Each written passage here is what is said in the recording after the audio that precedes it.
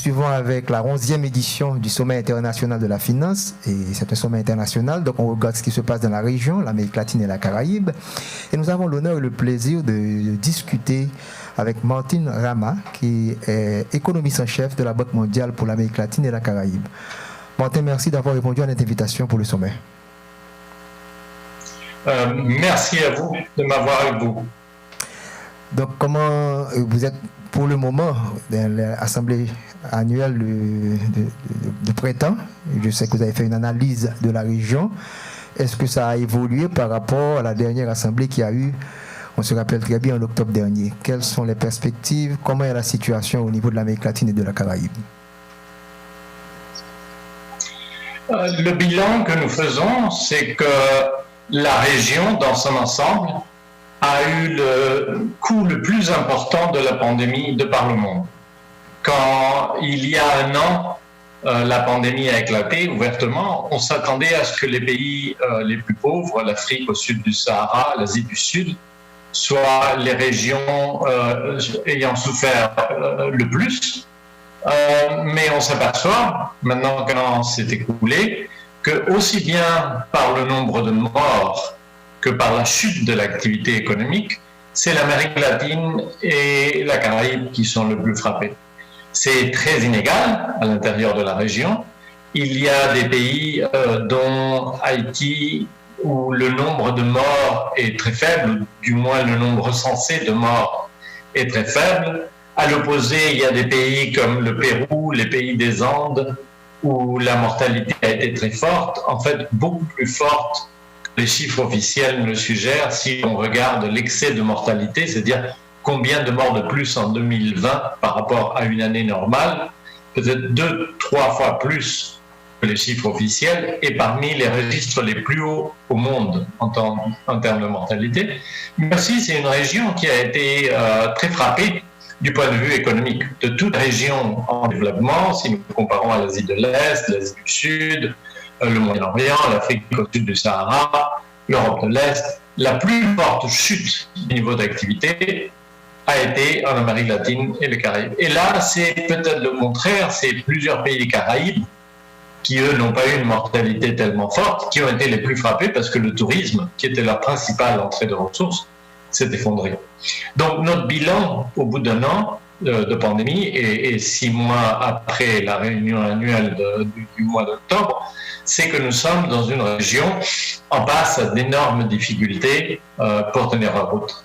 Aussi, une partie importante de ce bilan, c'est que nous n'en sommes pas sortis du Covid. Les vaccins sont là, c'est un exploit scientifique extraordinaire. Mais il faut que les vaccins puissent être distribués aux populations. Et la plupart des pays en voie de développement, et pour la plupart de l'Amérique latine et les Caraïbes, il y a peu de chances qu'on arrive à vacciner d'une façon qui nous amène à l'immunité de groupe avant la fin de l'année 2021. Donc, on doit se préparer à une deuxième année en vivant avec le Covid.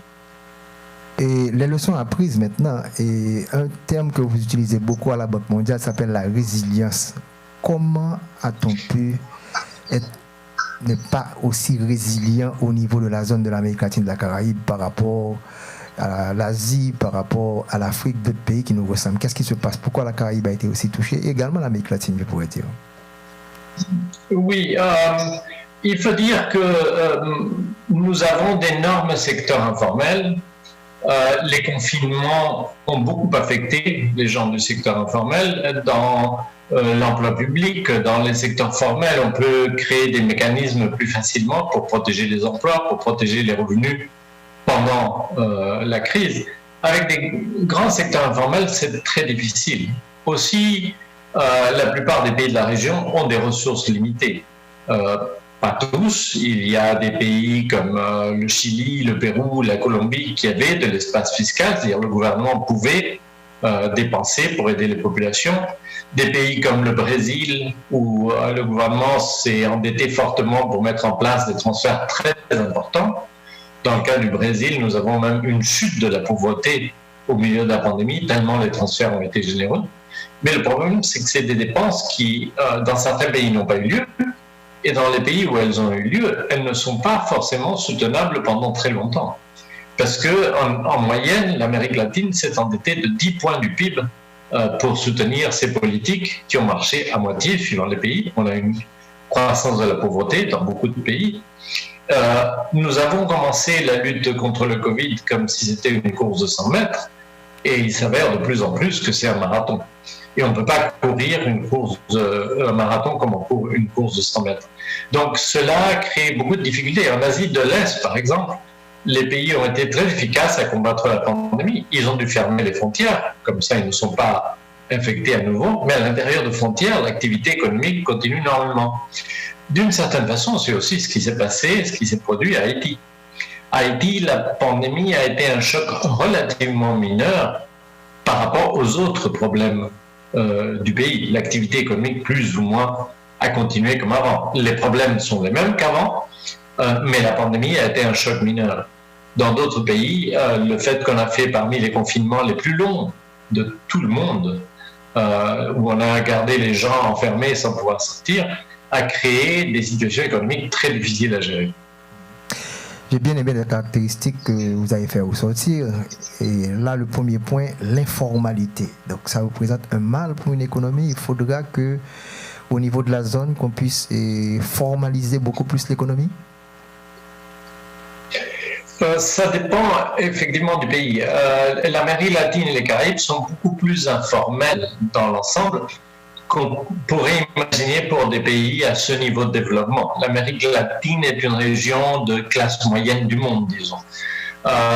Et nos efforts pour formaliser n'ont pas été très efficaces, puisque en général, ce qu'on a fait, c'est mettre plus de poids sur plus de coûts sur ceux qui formalisent l'activité, ce qui fait qu'il y a moins d'entreprises qui veulent payer ces coûts. Et la base qui paie les impôts est très petite. Et plus on ajoute des services sociaux et autres, plus la charge sur ce groupe est forte. Par contre, ce que la pandémie nous offre, dans certains pays au moins, c'est la perspective d'utiliser la digitalisation pour accroître la formalisation. Dans beaucoup de pays, nous avons appris à fonctionner, au moins pour certains secteurs, à distance, comme nous sommes en train de le faire maintenant. Nous sommes en train d'avoir une conversation alors que nous sommes à des milliers de kilomètres de distance. Il y a beaucoup d'activités pour lesquelles les plateformes informatiques sont devenues extrêmement importantes, y compris pour l'emploi. Il y a plein de gens qui travaillent dans la livraison avec des petites motos sur des plateformes électroniques. Si on était déterminé, on pourrait utiliser cette pénétration rapide des outils informatiques pour accroître la formalisation, parce qu'une fois qu'on travaille sur une plateforme électronique, il est possible de savoir combien d'heures les gens travaillent, combien ils gagnent, donc avoir des cotisations à la sécurité sociale qui sont proportionnelles. Et il y a certains pays dans la région qui sont très bien positionnés pour ça. Il y a des pays où le secteur technologique, l'Argentine, le Brésil, la Colombie, l'Uruguay, un peu le Mexique, sont très forts. C'est des pays où il y a ce qu'on appelle des unicornes, des entreprises technologiques qui valent plus d'1 milliard de dollars et qui se sont développées très très vite avec des investisseurs privés dans des secteurs de logistique, dans des secteurs de finance, et qui peuvent créer des transformations très importantes, y compris réduire l'informalité. Mais il faudra avoir les politiques économiques en place pour saisir cette opportunité. Deuxième facteur que vous avez souligné, c'est particulièrement l'espace fiscal. Donc, est-ce que les pays, les responsables doivent penser aux moments difficiles? Est-ce que on peut demander à un pays comme Haïti également, où l'espace fiscal est tellement faible, comment doit-on préparer les chocs que nous allons connaître au niveau de la zone lorsqu'il va y avoir d'autres chocs, et quelle prudence, quelle discipline fiscale qu'il faudrait avoir? C'est une très bonne question, Monsieur Pedro. Nous avons des contraintes très fortes. Évidemment, l'idéal, ce serait de pouvoir rééchelonner les dettes, même de restructurer, réduire les dettes, mais c'est très difficile.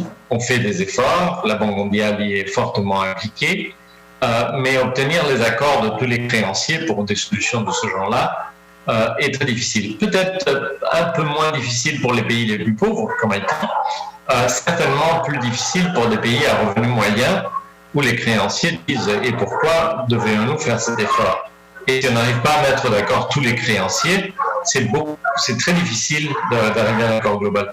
Cela veut dire que pour la plupart des pays, il faut penser à une trajectoire de consolidation fiscale, c'est-à-dire de retour graduel à l'équilibre. Et la question, c'est qu'est-ce qu'on fait? Est-ce qu'on réduit les dépenses? Est-ce qu'on accroît les impôts? Accroître les impôts à un moment où l'emploi est la priorité, c'est très difficile. Donc, du côté de l'impôt, à nouveau, la formalisation que permettent les outils électroniques, l'informatique, est peut-être une solution parce qu'elle élargit la base sans avoir augmenté le taux de l'impôt.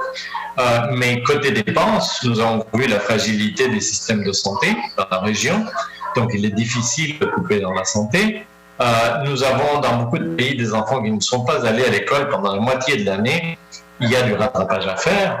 Donc la solution la plus importante, c'est augmenter l'efficacité des dépenses publiques, c'est-à-dire faire autant ou plus avec moins de ressources. Et c'est un chemin de long terme, ça ne se fait pas du jour au lendemain, mais c'est un chemin sur lequel tous les pays de la région devront faire un effort.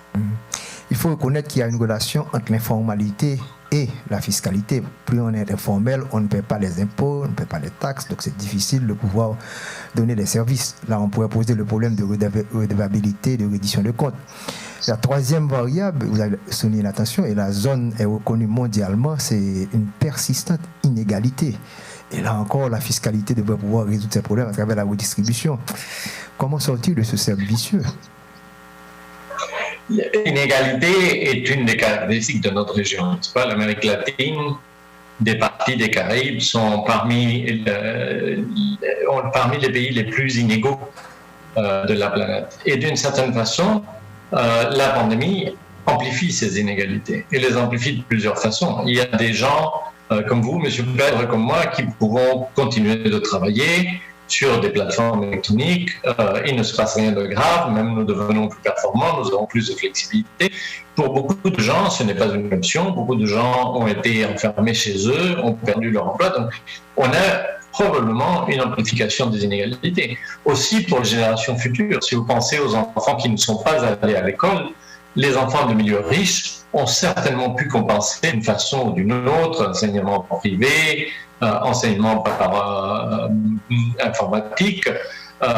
Pour les enfants pauvres, même l'accès à Internet est une contrainte. Donc nous avons une amplification des inégalités. Qu'est-ce qu'on peut faire quand on a des ressources fiscales limitées? Il faut dire le plus grand moteur d'ascension sociale, c'est l'emploi. Personnellement, j'étais le directeur du rapport du développement mondial. J'ai été responsable de l'édition 2013 qui est sur l'emploi. Les plus grandes réductions de pauvreté, les plus grandes réductions d'inégalité sont liées au travail. Quand il y a de l'emploi, quand l'emploi est rémunérateur, même s'il n'est pas formel, les familles vont beaucoup mieux. Donc, une des priorités reste l'activité économique et l'emploi. En période où réduire les inégalités par le transfert, c'est un défi, c'est ce qui nous reste. Et de ce côté-là, quand même, il y a quelques bonnes nouvelles. L'économie mondiale, par certains côtés, est en train de revenir. Les États-Unis sont sur une forte trajectoire de croissance. La Chine a eu un impact très faible du Covid et est en train de croître très bien, et c'est une source de demande importante de ressources naturelles, de produits miniers, d'aliments d'Amérique latine. Même pour un pays comme Haïti, les remises des immigrants, des travailleurs immigrés, ont bien tenu, sont même accrues. Pourquoi? Parce que la plupart des travailleurs immigrés de notre région travaillent aux États-Unis dans des secteurs qui ont continué l'activité, le bâtiment, par exemple, le jardinage, et ils ont aussi bénéficié de la générosité des transferts qui ont été mis en place aux États-Unis. Donc, nous avons plusieurs moteurs du côté des exportations, avec les États-Unis et la Chine qui sont sur une bonne trajectoire dynamique, sur les transferts aux familles à travers de leurs travailleurs à l'étranger, qui permettent de penser que oui, on a des avenues pour essayer de contrer l'inégalité. Mais à nouveau, il faut les bonnes politiques en place pour saisir ces opportunités. S'il y a de la demande de Chine, il y a de la demande des États-Unis, et nous n'arrivons pas à exporter parce qu'il y a des problèmes domestiques qui freinent les entreprises, nous n'aurons pas saisi cette opportunité. On doit reconnaître que la crise sanitaire a mis à nu le système de santé de la région. On voit ce qui se passe au Brésil, même le Chili qui avait une très bonne réputation. Et vous avez souligné également le problème qui s'est posé pour l'éducation. Et nous, en Haïti, c'est un double choc puisque on a une crise politique qui a eu lieu avant même la crise sanitaire. Donc ça fait près de 2 ans que les jeunes Haïtiens vont de moins en moins à l'école. Et vous savez, ça nous amène à la productivité. Donc la productivité est fondamentale pour la reprise. Donc comment l'Amérique latine et la Caraïbe, on devrait voir ce problème de productivité pour les prochaines années? C'était déjà, comme vous le dites bien, M. Pedre, un problème avant la pandémie. Ça faisait plusieurs années que l'Amérique latine, dans son ensemble, avait une croissance très médiocre, très décevante. Quelques pays avaient une croissance plus forte, la République dominicaine, Panama, le Pérou. Mais en moyenne, nous étions sur une trajectoire de faible croissance, de stagnation des indicateurs sociaux, des indicateurs comme la pauvreté. Nous avons eu avant le Covid une année de crise sociale, de mouvement de mécontentement à travers des pays les plus riches aux plus pauvres de la région. Donc nous étions déjà dans une mauvaise situation avant la pandémie. Et la question c'est, bien sûr, maintenant on a la nostalgie de la période avant la pandémie, mais ce n'était pas une période dorée. Il fallait une croissance beaucoup plus forte de la productivité. Et bien sûr, si les enfants ne vont pas à l'école, par exemple, un des piliers de la productivité, qui est la croissance du capital humain, est compromis et mis en jeu. En général, je dirais que ce qui est le plus important dans notre diagnostic pour l'Amérique latine, c'est avoir plus de concurrence. On a des secteurs qui sont toujours dominés par peu de familles, peu d'opérateurs, où l'entrée est difficile, que ce soit par exemple le système bancaire, que ce soit les secteurs industriels, même malgré énormément d'efforts de réforme, énormément de traités commerciaux qui ont été signés, la part des exportations dans notre PIB n'augmente pas de façon significative.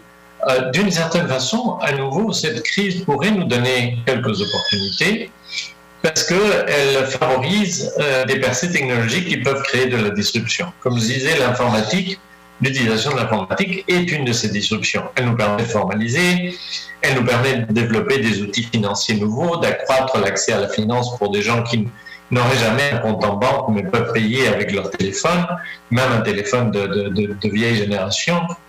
Ça nous permet de vendre des services et des biens à travers l'Internet, en passant par-dessus les douanes et toutes les complications.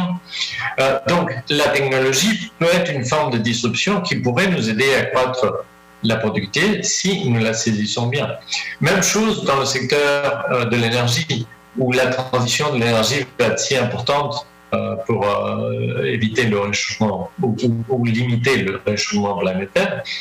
Dans des pays où il y a un très mauvais service d'électricité, maintenant il est possible d'avoir une génération distribuée où les ménages, les entreprises ont des panneaux solaires, peuvent acheter et vendre l'électricité au réseau. Si c'est bien organisé, c'est à nouveau une façon, à travers une innovation technologique, de changer l'état des choses et de créer de la concurrence. Si tout à coup vous avez des millions de générateurs d'électricité, ça c'est de la concurrence. Le dernier point, le facteur que l'on pourrait considérer, c'est la faible couverture de la protection sociale qu'on a pu découvrir dans cette zone. Et lorsqu'on prend un tel choc, les gens ne peuvent pas aller travailler, perdent leurs emplois. Donc ceci met vraiment une situation de pauvreté, d'extrême pauvreté, pour ne pas parler de misère. Donc l'Amérique latine encore se caractérise par cette faible couverture de protection sociale? Ça dépend des pays. Dans certains domaines, on pourrait dire que la protection sociale est universelle, parce que tous les pays d'Amérique latine ont, sur le papier, en principe, couverture médicale universelle, parce qu'on peut aller à l'hôpital public et être soigné gratuitement si on n'a pas une assurance médicale, si on n'est pas couvert par une mutuelle. Mais cette pandémie a montré à quel point ces systèmes étaient faibles. La façon dont la crise a été gérée du côté sanitaire dans beaucoup de pays a été pas très performante. Dans d'autres domaines, comme les retraites, la couverture est beaucoup plus faible parce qu'elle est liée à l'emploi formel. Le grand risque là, c'est de vouloir élargir la couverture simplement en passant des lois qui disent on élargit la couverture. Parce qu'il faut bien que quelqu'un paie cette couverture. Et si on met le poids sur le secteur formel qui déjà avait énormément de difficultés à tenir la route, si on leur dit, bon, maintenant vous devrez payer en plus des impôts pour que tout le monde ait la protection sociale, on va perdre les emplois formels. Donc, il faut avoir une stratégie pour arriver à la couverture universelle. Il faut savoir où sont les points où l'on peut entrer, quel secteur, de quelle façon. Mais surtout, il faut avoir des systèmes de protection sociale solides. Parce qu'il faut que les gens comprennent que quand ils sont en train de contribuer, c'est vraiment parce qu'ils reçoivent quelque chose en échange. Autrement, ils verront ça comme une taxe et ils seront très mécontents. Donc, avec ces différents éléments, il faudra de grandes réformes structurelles au niveau de la région pour faire face à ce genre de choc, qu'il soit sanitaire ou économique à l'avenir. Donc, qu'est-ce qu'on recommande au gouvernement de la région? C'est une très bonne question. C'est que il faut une volonté politique. Nous avons dans beaucoup de pays dans la région des élections dans cette période. Après une année de crise aussi brutale que celle que nous avons eue, résister à la tentation du populisme, des solutions faciles mais qui ne sont pas de vraies solutions, ça va être un défi. Donc un des grands risques, c'est comment mobiliser, comment avoir le soutien de la population pour des réformes qui sont nécessaires, en allant de l'avant, comme je vous disais, le secteur de l'électricité, par exemple. Tout le monde a besoin de l'électricité. C'est une priorité pour que les enfants puissent faire les devoirs, pour que la famille puisse avoir un petit atelier, pour tout.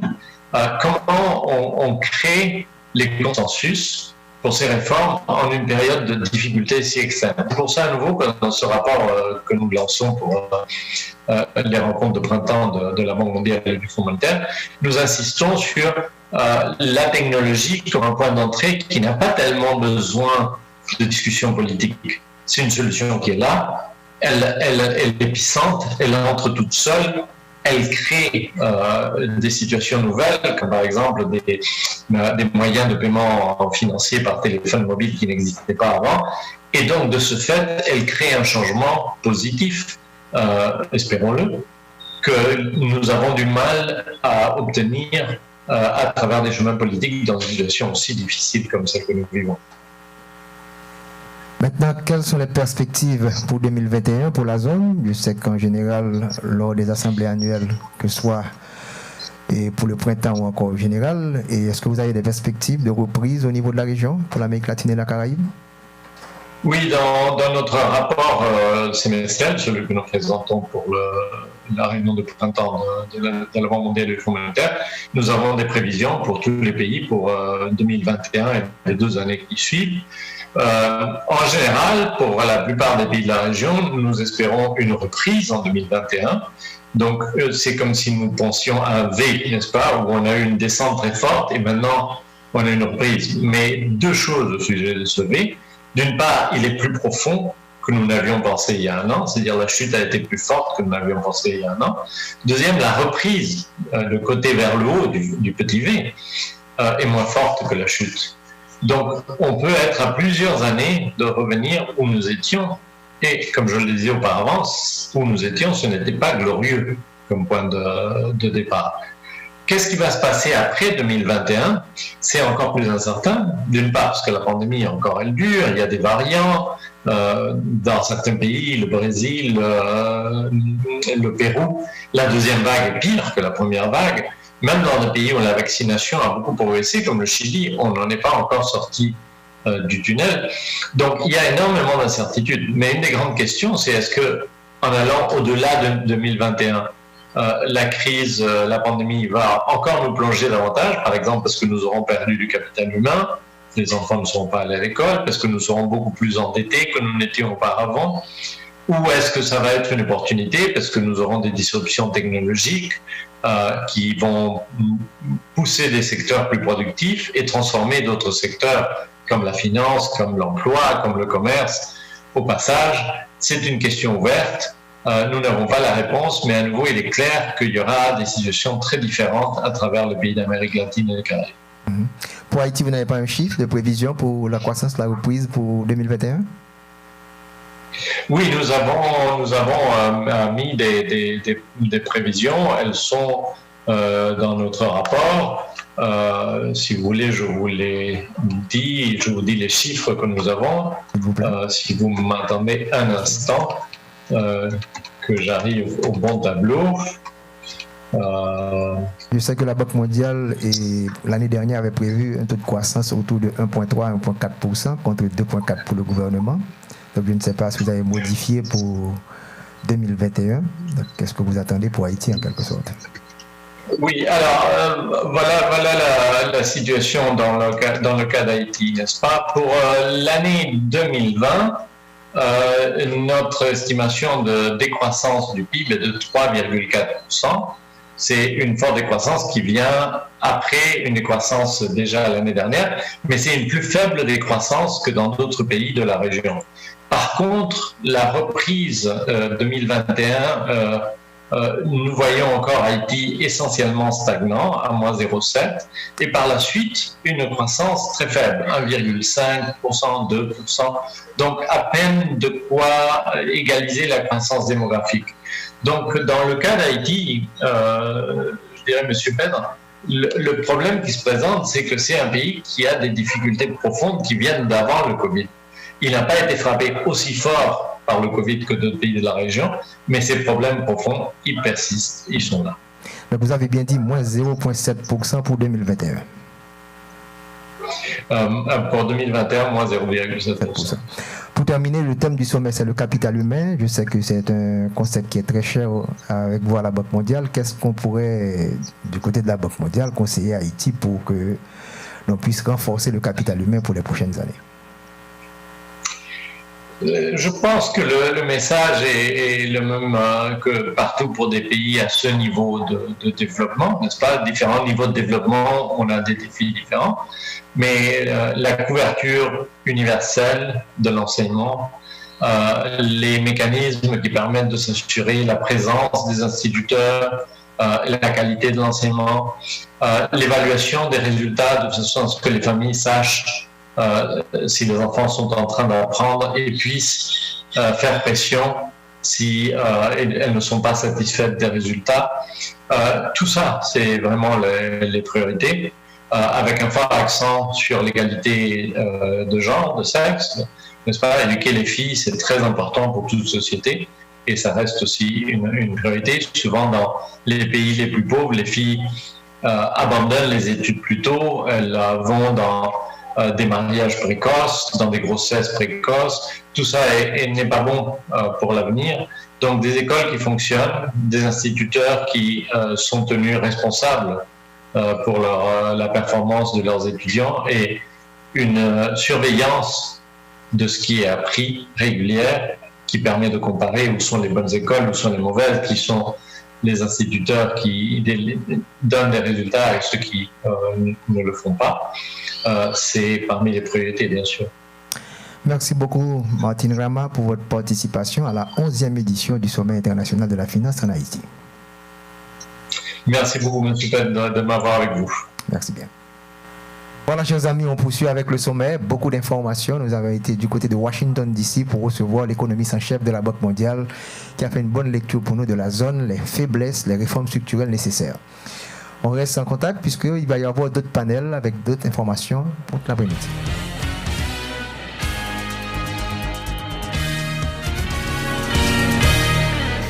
Mesdames, Mesdemoiselles et Messieurs, bienvenue à la deuxième journée de la 11e édition du Sommet international de la finance et 6e édition de la FinTech. Hier, on a eu plusieurs discussions, des débats, des présentations, on va dire les unes plus intéressantes que les autres. Et aujourd'hui, eh bien, dans le cadre de ce sommet qui a pour titre, qui a pour thème financer le capital humain en Haïti dans le contexte post-Covid-19, eh bien, on a pensé qu'il serait un manque extrêmement important en tout cas, s'il n'y a pas une présentation sur le renforcement du capital humain dans la Caraïbe et pourquoi pas entre, par exemple, Haïti et la République dominicaine, étant donné qu'en économie, on le sait bien propre, écoutez, il n'y a pas d'autarcie pratiquement, et les économies sont en relation entre elles, donc il est extrêmement important de faire des analyses en considérant, on va dire, les économies et qui sont géographiquement plus proches ou en termes de population ou en termes de PIB. Donc c'est en tout cas pour répondre à ce besoin que dans le cadre de la planification, il va y avoir une présentation sur le renforcement du capital humain dans la Caraïbe avec l'économiste Joseph Harold Pierre, qui est économiste et en même temps politologue. Il a présenté ses recherches dans des universités comme Oxford et Cambridge. Il a participé comme panéliste dans des forums internationaux en Espagne et dans les pays latino-américains. Il travaille actuellement comme consultant en Amérique latine et dans la Caraïbe pour des gouvernements et des organisations internationales. À part le Royaume-Uni, il a étudié en Espagne et en République dominicaine. Je rappelle que son intervention sera sur le renforcement du capital humain dans la Caraïbe avec un focus sur Haïti et la République dominicaine. L'économiste Joseph Harold Pierre, le floor est à toi. Merci Enomi, bien merci. Je salue tout le monde qui suit en ligne cette présentation. Je tiens à remercier le groupe Croissance, ses partenaires, pour l'invitation à ce grand rendez-vous d'économie et de finances, la 11e édition du Sommet international de la finance. Ma présentation, comme l'a si bien dit mon confrère Enomi, est intitulée « Renforcement du capital humain dans la Caraïbe ». Je verrai 4 pays, Haïti, la Jamaïque, Trinidad et Tobago et la République dominicaine. Et tout d'abord, le capital humain. Je dois dire que le 11e sommet international de la finance, c'est une éducation informelle. Autrement dit, le 11e sommet international de la finance est une participation claire au renforcement du capital humain en Haïti. C'est très, très, très important. Peut-être que des fois, des activités, les premiers sommets, je ne sais pas, s'ils ont été aussi clairement liés au capital humain, mais celui-ci est réellement une contribution, une participation claire au capital humain haïtien. Mais aussi, drôle de coïncidence, Arthur Lewis, qui est économiste de Sainte-Lucie, prix Nobel d'économie, eh bien, caraïbéen, il est le premier à écrire, à produire des réflexions sur le capital humain dans son texte Economic Development with Unlimited Supplies of Labor. En français, ce serait développement économique avec provision de main-d'œuvre illimitée. Donc, c'est un économiste caribéen qui fut le premier à introduire le concept de capital humain, ou du moins à théoriser le concept de capital humain, bien que Adam Smith s'y soit référé aussi. Maintenant, il faut dire aussi que le capital humain, c'est un concept dominant de l'économie depuis les années 1950 jusqu'à aujourd'hui. Pourquoi? Parce qu'à partir de la deuxième moitié du siècle dernier, les services représentent une participation considérable dans le PIB et actuellement, les services qui se fondent tout d'abord sur le capital humain parce que produire, faire les inventions, les innovations, eh bien, c'est le résultat du cerveau humain. Donc, actuellement, les services représentent, par exemple, plus de 2/3 de l'économie américaine, 68%, pour donner un chiffre exact. Voilà ce que j'ai comme introduction, comme motivation pour cette réflexion sur le capital humain, le renforcement du capital humain dans la Caraïbe, spécialement sur Haïti, République dominicaine, la Jamaïque et Trinidad et Tobago. Ma présentation contiendra ces différentes parties un cadre théorique, une analyse empirique. Et on va voir aussi les conséquences du capital humain, ou du moins l'impact du capital humain dans ces 4 économies. Et enfin, je présenterai mes conclusions. La première partie, comme je l'avais très bien dit, c'est le cadre théorique. Maintenant, le capital humain, par définition, c'est quoi? Le capital humain, c'est un ensemble de connaissances. Vous voyez que je souligne dans la première définition le concept de connaissance. C'est un ensemble de connaissances, c'est un ensemble d'habitudes pour que détiennent les travailleurs pour produire de la valeur économique. Mais la deuxième définition me porte davantage, surtout dans le contexte haïtien. C'est la somme des compétences, c'est la somme des habiletés, skills. À la première définition, on a vu knowledge, connaissance. À la deuxième, on voit skills, compétences, habiletés. Et je dois m'éterniser un petit peu sur ce point. Les habiletés, les compétences, c'est fondamental. Je rappelle qu'une étude a été faite sur les pays des pays asiatiques tels que Taïwan, Singapour et d'autres pays en Amérique latine. Ce qu'on avait vu, c'est que il existe un rapport beaucoup plus étroit entre les compétences et le développement économique que les années de scolarité et peut-être même la connaissance. C'est-à-dire, ce dont nous avons besoin, c'est surtout les compétences, les habiletés, au-delà d'une connaissance beaucoup plus, je dirais, théorique et dans le contexte haïtien, je dirais même métaphysique. Maintenant, la dernière définition tient compte de la connexion existante entre l'innovation, entre la connaissance, les habiletés et le développement économique. Je souligne un caractère gras, je mets un caractère gras, le concept d'innovation. On ne saurait parler de capital humain si on n'est pas capable d'innover. Les que ou son capital, c'est qu'on a une capacité pour créer. Et nous prenons ouais que ça fait création, hein, c'est lui-même qui base capital humain. Maintenant, on a vu en partie le concept de capital humain. Et là, on va seulement mettre en exergue et approche ça OECD fait depuis l'année 1999. Le capital humain contribue, entre autres choses, au développement économique, à la participation politique, au développement culturel et institutionnel, à la cohésion sociale et, dans le contexte haïtien actuel, à la réduction des crimes. Donc, mais sa capital humain en fait.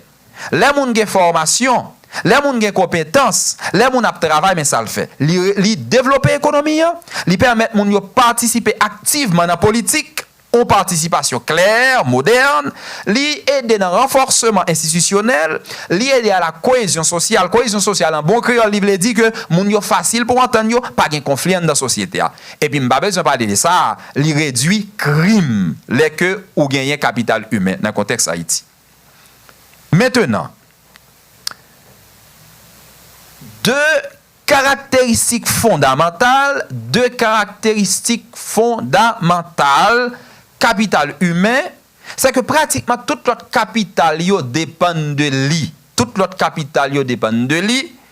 Et tout, les gagnent une connaissance, les gagnent une croissance cumulative. Alors, pour mon cap anglais, it is, c'est pas it is, c'est its growth is cumulative. It's, donc, gagnent un il là qui va là. Voilà. Donc, ça veut dire croissance cumulative là. Ça veut dire que une génération qui gagne au niveau de capital humain, eh bien, production li peut aider nouvelle génération gagner un capital humain beaucoup plus élevé. Et mais c'est ça qui baille croissance économique là, parce que chaque jour plus, génération gagne un capital humain beaucoup plus élevé. Maintenant, capital humain, yo distribué en 3 catégories. Et nous avons souligné une, knowledge capital. Gagner, ça nous a capable les capital de connaissance et de compétences, capital social, capital émotionnel. Alors, monde qui lit les différentes connaissances ou intelligence de Howard, là où ça m'a dit là très bien, même souligner capital de connaissance et de compétences à caractère gras, Parce que dans le contexte pays d'Haïti, c'est surtout ça nous besoin.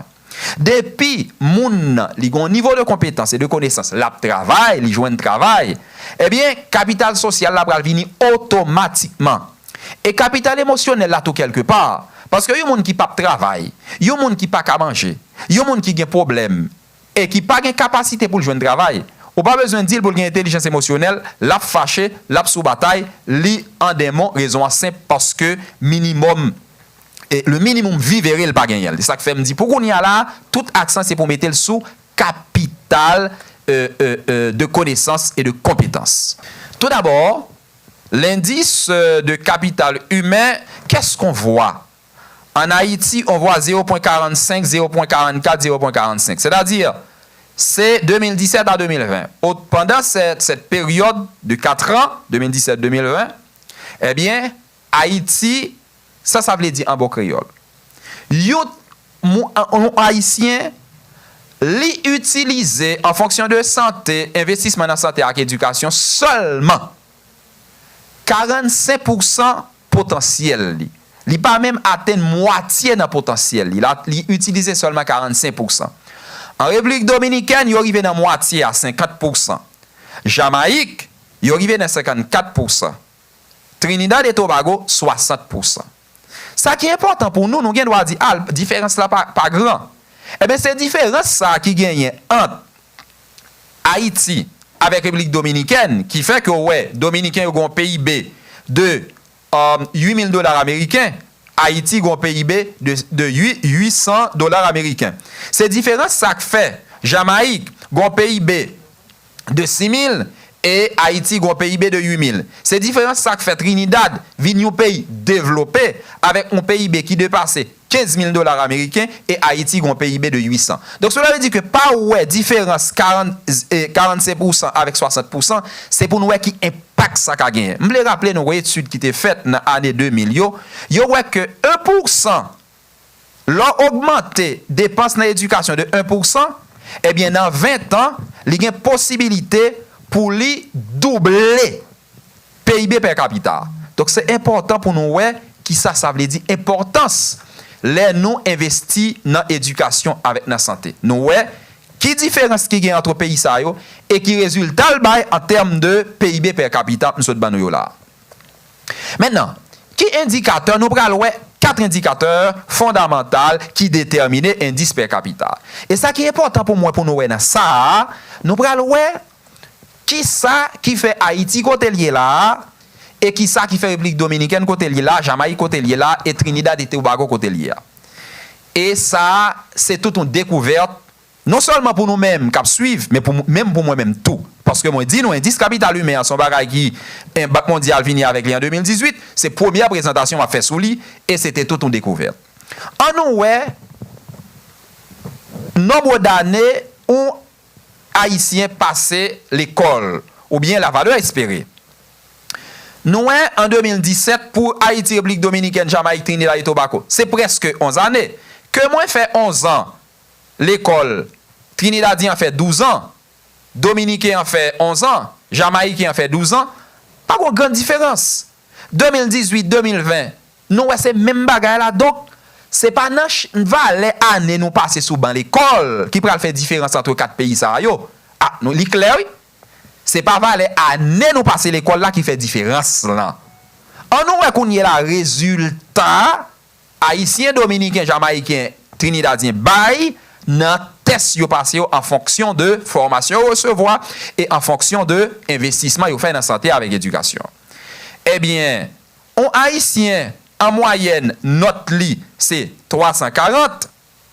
Un dominicain, notre lit, c'est, on nous dit, 348 en moyenne. Un jamaïcain, notre lit, c'est 387. Un trinidadien, notre lit, c'est 458. En nous, arrondi, pour trinidadien, c'est 460. Pour jamaïcain, c'est 390. Pour dominicain, c'est 350. Pour haïtien, c'est on nous dit 340. Alors, qu'est-ce qui s'est passé? Si Trinidad, un PIB per capita, eh bien, ça me braque l'autre indicateur. On va me tourner sous résultat éducation. On nous allons l'autre indicateur. Probabilité pour un petit monde li survivre après 5 ans.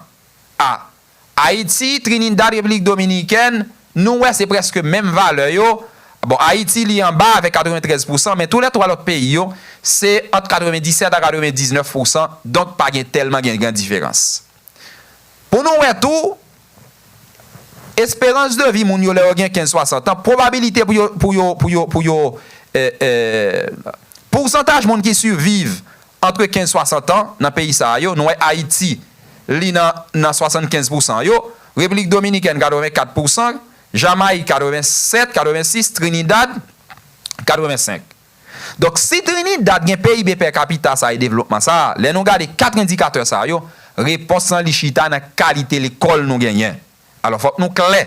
Ça qui fait différence entre Trinidad, Jamaïque, Haïti et République Dominicaine, c'est qualité l'école nous gagnons. C'est pas quantité année l'école nous aller parce que nous gagnons même quantité année avec yo et ligue pour tout avec investissement dans la santé. C'est ça que fait nous Haïti li un petit peu en bas l'autre pays ça yo dans ça qui gagne pour avec ti moun qui survivent 5 ans. Moi je veux rappeler que investissement ou fait on ti moun qui gagne moins que 5 ans, li déterminer le résultat pour aller l'école. Et ça il y a une étude qui fait en Amérique latine, une étude classique qui fait en Amérique latine dans le pays Guatemala sur ça que je travaille avec document ça. Donc moi rappeler que ça qui fait différence là, c'est qualité l'école nous gagne Haïti. Maintenant l'autre bagaille moi voulais souligner, c'est nous capable de corrélation qui gagne entre une équipe indicateur avec capital humain. Eh bien nous tout ça qui investit dans l'éducation avec l'école, pardon, éducation avec santé, ça le baou, li baou un impact positif. Et tout temps un exemple bien simple. Et PIB per capita, li gen un impact positif. Mais tout ça qui pas bon investissement ça et mais un impact négatif. Qu'on y est là, yon bagay qui est important pour moi dire c'est innovation. Au début me mettais accent sur innovation. Nous avons équipe indicateur là, ça qui est plus important, ça qui a plus gros impact négatif sous PIB per capita, c'est la difficulté pour y joindre compétences, pour y joindre de nouvelles compétences. C'est pas parce que c'est lui-même qui gagne un impact qui plus grand.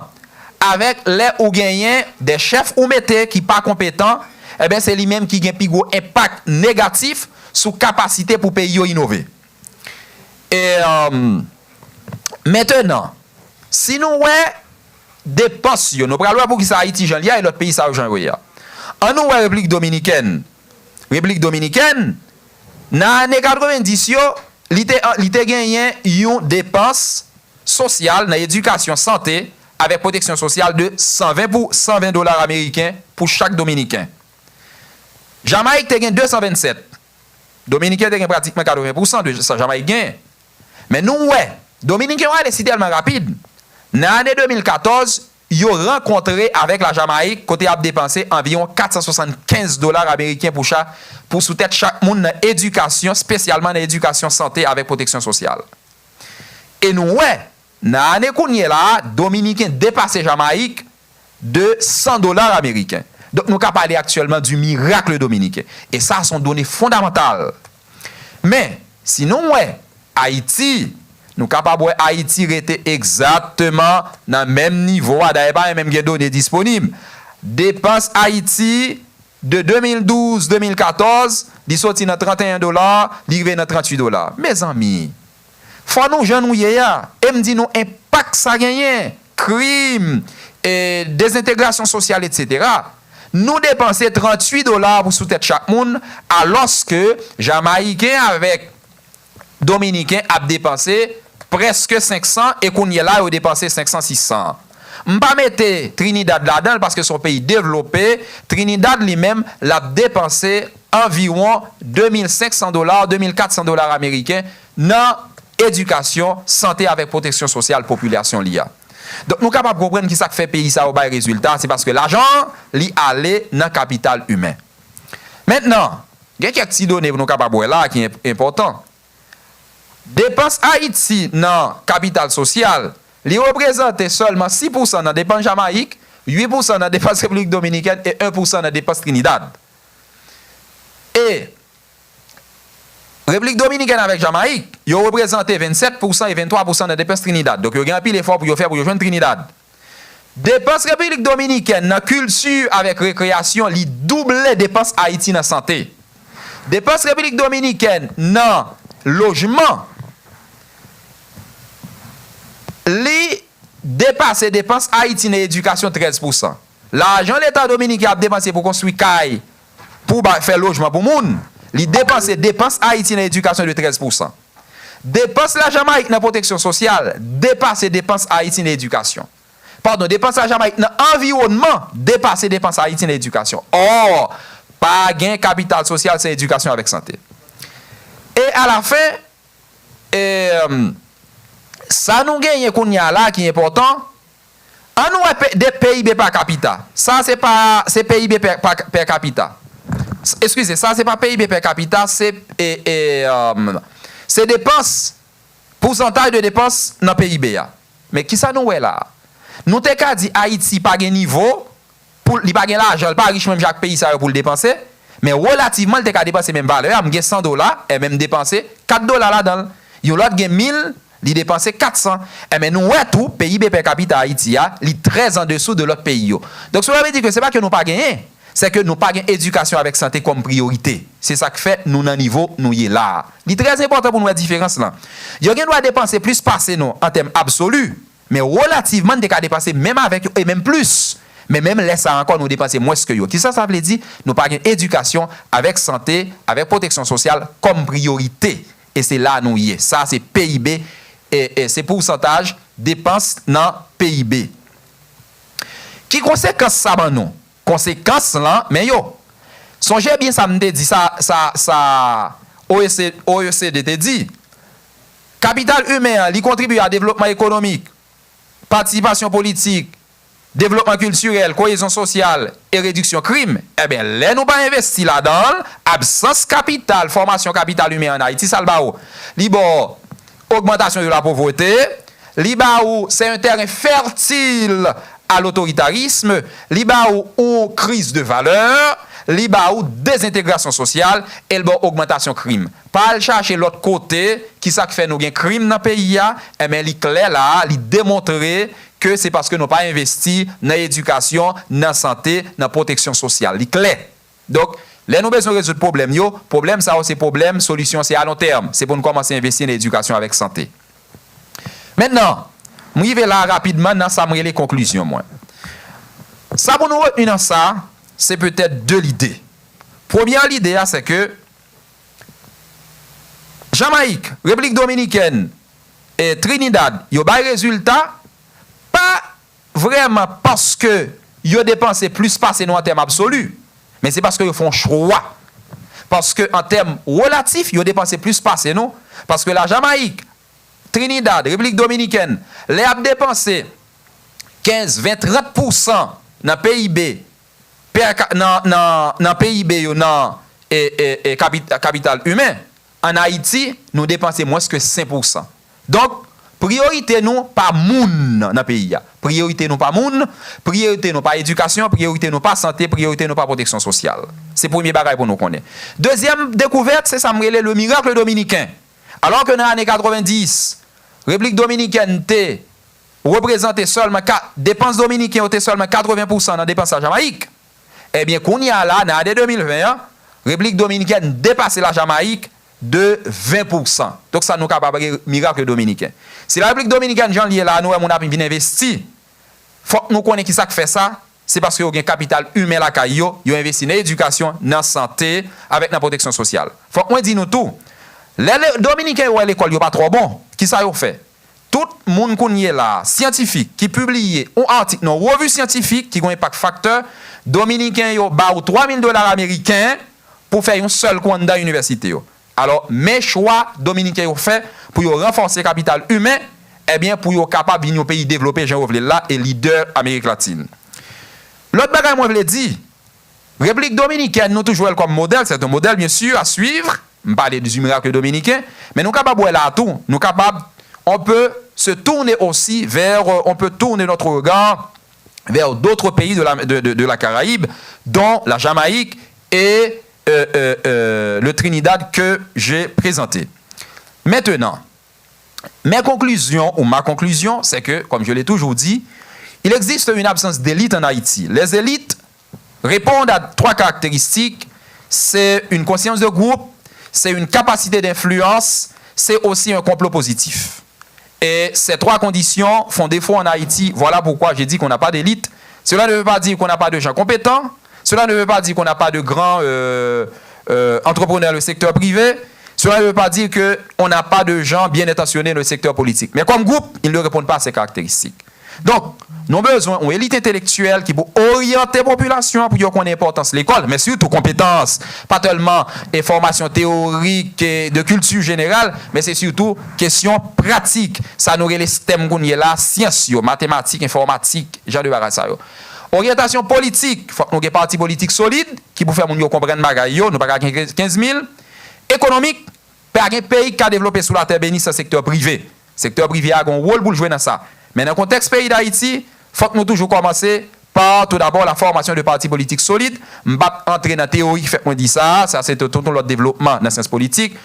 Alors, c'est là moi campé, nous j'en là parce que pas d'investissement dans le capital humain et l'autre pays, au Trinidad, Jamaïque et Tobago, j'en parce qu'ils ont investi.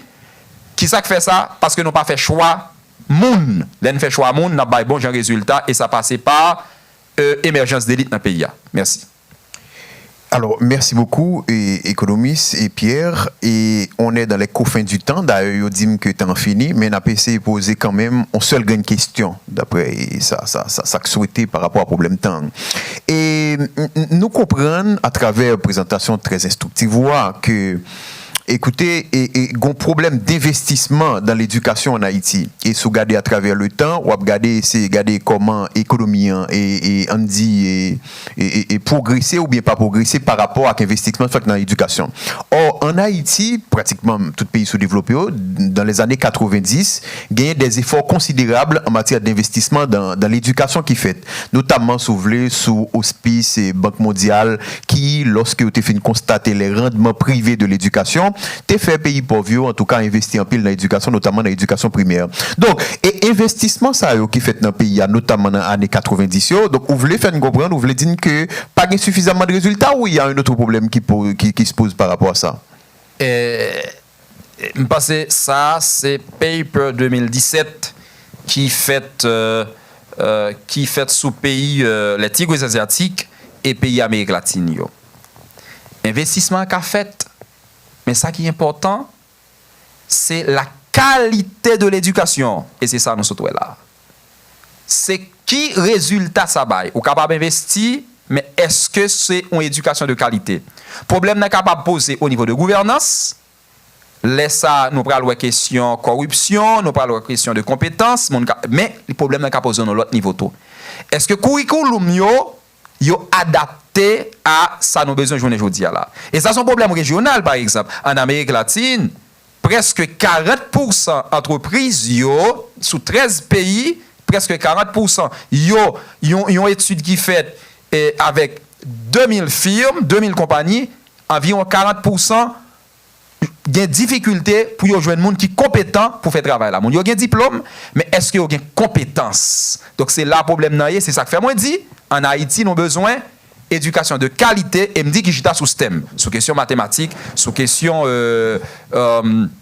informatique, c'est là pour nous passer pour nous joindre développement et croissance économique dans le pays d'Haïti. C'est ce type de capital humain ça nous besoin, compétences, skills.